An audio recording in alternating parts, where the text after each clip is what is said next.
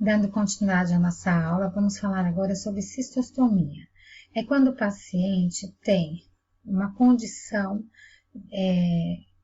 que não tem como, né, ele eliminar a urina de forma fisiológica, anatômica, normalmente pela uretra. Então, ele tem a necessidade de fazer uma abertura, né, no caso no abdômen dele, né, ou na região suprapúbica, e fazer essa abertura, né, no caso cirurgicamente, e para a saída da urina, né, no caso diretamente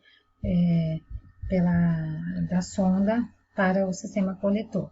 Então, aí são ilustrações de pacientes que têm a sondagem direto na bexiga, como na ilustração anterior. Então, o enfermeiro ele deve estar muito atento à diurese, ao aspecto dessa urina, aos cuidados que recomendações, né, que o paciente vai para casa, de higiene, de adequado manuseio desse sistema coletor, certo? Então, falar com o paciente, não deixar a bolsa coletora encher demais de urina, né, fazer a higiene aqui em volta, né, da abertura dessa cistostomia, com sabonete com pH fisiológico, certo? Tem muitas marcas, nunca sabonete neutro, sem pH fisiológico, que é o pH ácido da pele, né? Isso vai proteger o quê? A pele em volta, né, peristoma, justamente de dermatites de contato, dermatite irritativa, né? Que a urina ela é ácida, inclusive, né? E nós temos aqui a síndrome cardiorrenal, que é outra situação importantíssima para o enfermeiro estar atento em relação à avaliação do sistema urinário. Vejam, muitos pacientes, eles são hipertensos e muitas vezes a disfunção ela é cardíaca e renal, certo? Então, transtornos primários em um desses órgãos, né, resultam prejuízo secundário a outro órgão, tá? Então, por isso que a gente tem aí a síndrome cardiorrenal. Muitas vezes, o paciente fica assim, fazendo uso de muitas medicações, muitos antihipertensivos, e a parte renal é negligenciada, certo? Então, o paciente acaba desenvolvendo uma insuficiência renal secundária à insuficiência cardíaca, por isso o termo síndrome cardiorrenal. Também é usado para descrever os efeitos negativos da função renal diminuída, né, sobre o coração e o sistema circulatório. Então, uma das definições mais aceitas da literatura é que a síndrome cardiorrenal é uma condição em que a terapia, ou seja, o tratamento para melhorar os sintomas congestivos da insuficiência cardíaca, é limitada por redução da função renal. Então, sabe-se que os casos existentes, né, a prevalência de disfunção renal, acontece em pacientes com insuficiência cardíaca e varia entre 30% a 60%. Pessoal, isso é muito importante. A circulação renal, a circulação cardíaca,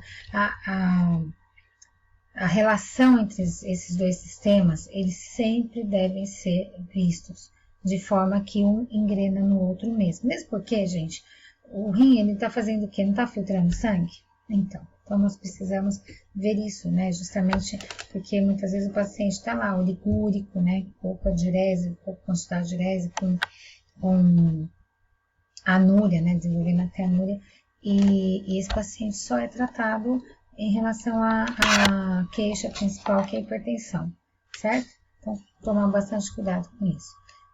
Sempre estar atento à diurese do paciente, certo, né? Bom, aqui nós temos as vasculites, as glomerulonefrite, que são o quê? Danos diretos nas arteríolas e capilares dos glomérulos, certo? Então, existe uma perda importante da função renal, muitas vezes de forma súbita, e o quadro nefrítico agudo se instala e existe também o sedimento urinário ativo. Olha o que acontece com o paciente, né? Essa granulomatose, né? Essa necrose é morte celular, né? Morte de tecido. Não como a apoptose, que é uma morte programada, né? Mas é uma morte indesejada, certo? Infiltrados pulmonares. Então, nós precisamos tomar bastante cuidado com a circulação sanguínea, com a filtração desse sangue.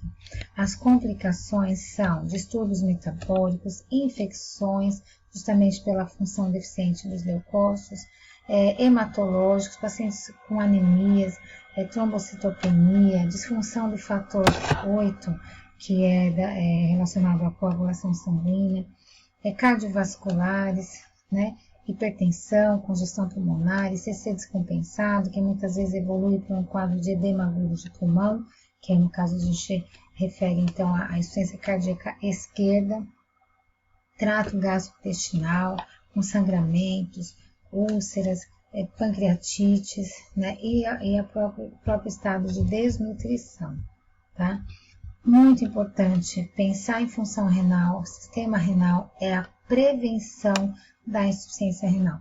Então, prevenção, olha só, essa foto é da internet. O que nós vemos aqui? Jovens, crianças, na fila muitas vezes, aguardando avaliação e tratamento de hemodiálise. Pessoal, nós estamos na era, né, da tecnologia, mas também da indústria, que muitas vezes tem um incentivo, uma propaganda, uma mídia muito voltada para quê? Para consumo de refrigerantes, de sucos artificiais, com sucos artificiais que inclusive dura até 2021, né? Então, vá saber qual é o valor nutritivo disso, mesmo porque nós temos na alimentação natural a preservação dos componentes dos íons, né?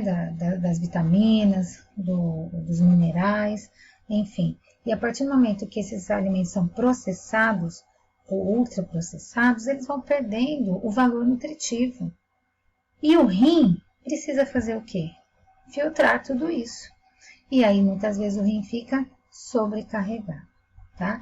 Então, o ideal, a regra ouro, o Ministério da Saúde adverte, é realmente uma alimentação natural, hidratação com água, né? Então, nós temos aí a prevenção. Princípio básico, simples, eu sempre falo, né? Vamos fazer o básico bem feito. Água, evitar fatores causais. Eu ponho até essa frase, beba água enquanto pode.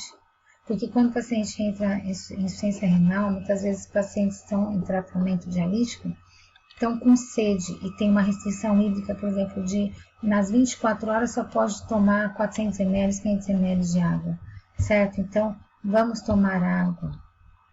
Os cuidados de enfermagem, orientar o paciente, são orientações, né, quanto à hidratação adequada antes, durante e após a insuficiência renal, lógico, lembra, se tiver restrição, evitar exposições a nefrotoxinas, substâncias que vão trazer toxicidade aos néfrons, sobrecarga na filtração renal, prevenção e tratamento de choque.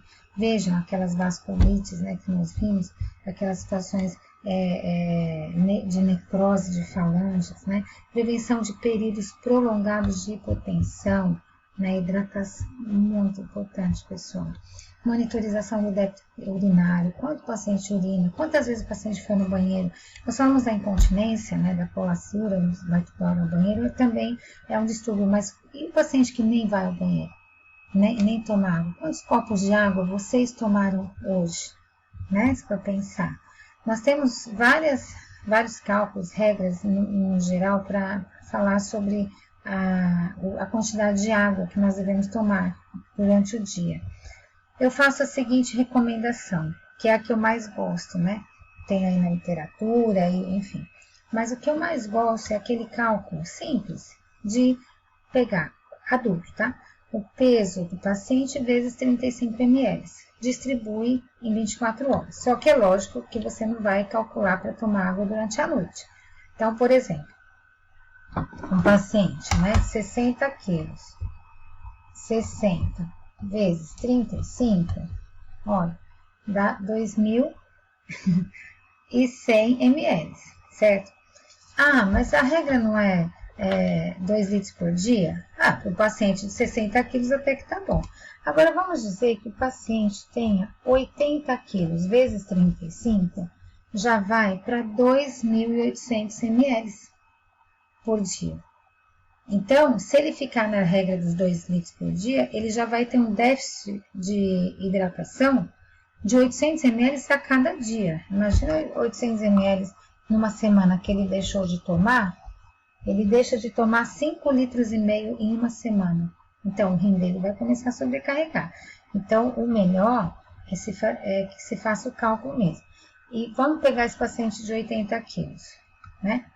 Vezes 35. Então, deu lá, 2.800. Você vai calcular como? Como é que você orienta o paciente? Dividido por 8 horas por dia. Ele vai tomar, por hora, 350 ml de água. Tá? Pode fazer assim, entendeu? Tô falando de 80 quilos porque vocês vão entender, só para frisar bem, que não são 2 litros para todo mundo, não. Tem que calcular. Paciente de 90 quilos, é a mesma coisa. Façam um cálculo.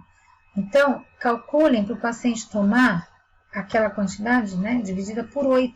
São 8 horas por dia, né? E se ele tomar direitinho, sim, regularmente, 8 horas da manhã, 9 horas da manhã, vai lá e toma a quantidade que é para ele, acabou. Chega, né, 8, 9, 10, 11, 12, 13, 14, 15, 16, né?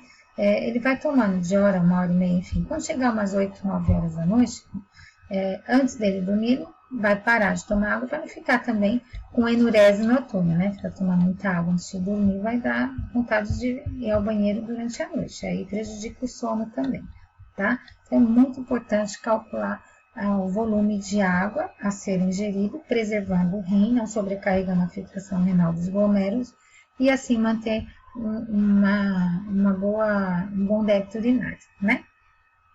Então, prevenção de infecções também, e aí no caso infecções generalizadas, que é a sepsemia, cuidado rigoroso com o paciente que tem sonda vesical de demora em casa, como eu já falei, os cuidados principalmente é de higiene e esvaziamento dessas bolsas, e prevenção de reações transfusionais, né? No caso, tem um manual do Corém, São Paulo, que são os 10 passos de segurança do paciente. O capítulo 5 é sobre a segurança da administração, né, de sangues e hemoderivados, tá? Então, vocês podem olhar lá.